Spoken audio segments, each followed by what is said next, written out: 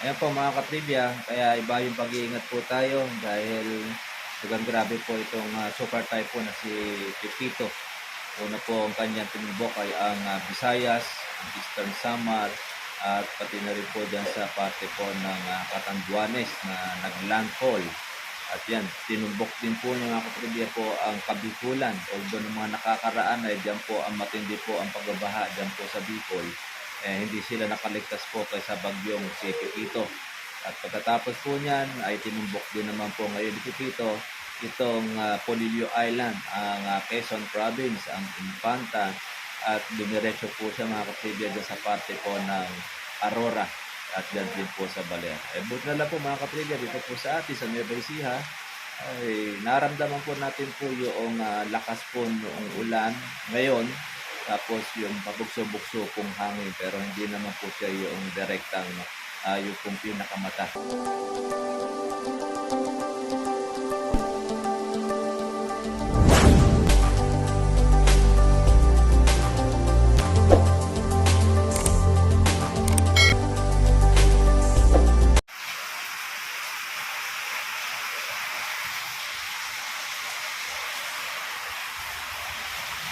So, kumusta na po kayo mga ka-trivia at welcome po kayo sa aking YouTube channel. Ngayon po ay ito kasalukuyan po tayong binabanyo po ng bagyong si Pipito.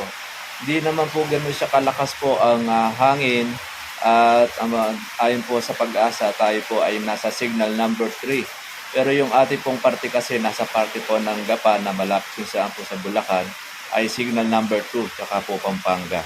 Kaya meron po tayong malakas po na bugso ng ulan na dulot po ng bagyong Pipito at yun, repair na rin po natin yung ating bahay, yung pinako na natin yung dapat ipako, tapos yung ating pong bubungan.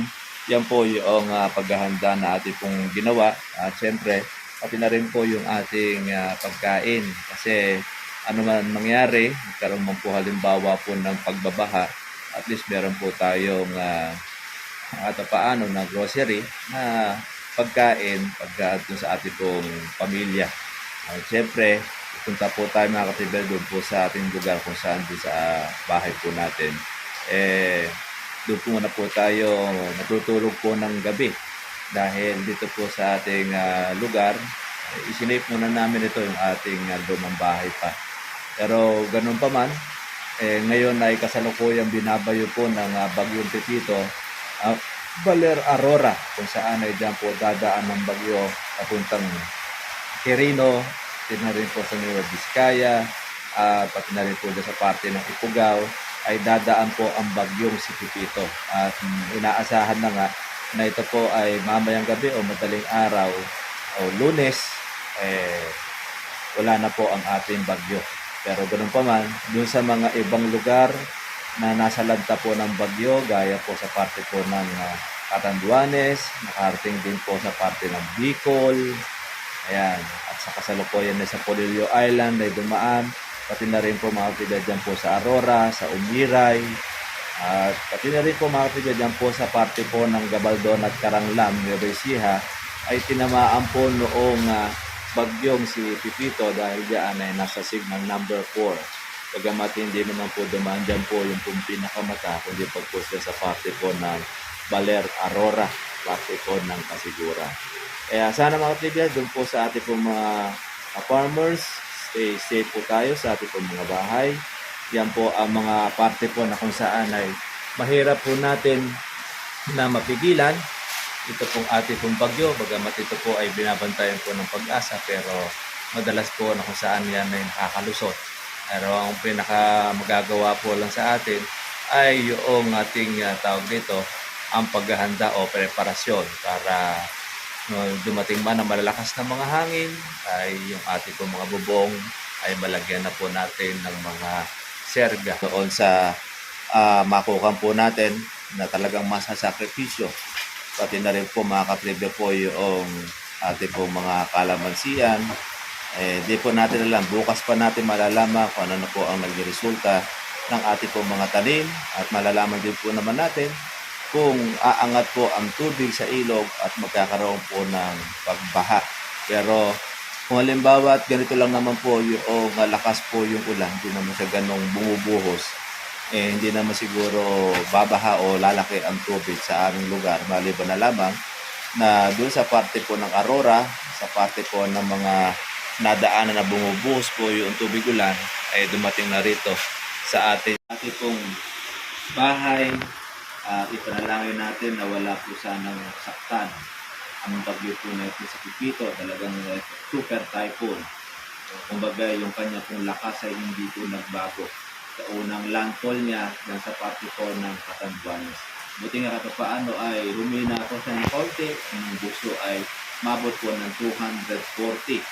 Pero ngayon, papunta na po siya ngayon mga tiga po sa Baler. At nakakapagtaka naman pong ating bagyo na ito dahil talagang nag-tour siya simula Visayas, Samar, at Catanduanes, punta ng Bicol, nagpunta po mga katiga po sa Palillo Island, dumaan po sa Maynila, dumaan po dyan sa Baler Aurora, dumaan din ng Nueva Ecija. Halos lahat po ng probinsya ng Luzon ay tinamaan itong bagyong si Pipito. Kaya ang magiging problema po natin ngayon ay yung ating agrikultura, siyempre yung ating pong mga pagbabaha. Arinawa sana ay wala pong masaktan or magkaroon po ng casualties na iiwan itong si bagyong Pipito. Pero ganun pa man, siyempre ito po ay dulot na lang po ng kalamidad. Kaya iba yung pag-iingat mga katribya sa ating pong mga tahanan, stay safe. At siyempre, yung una po ay yung panalangin po doon sa itaas.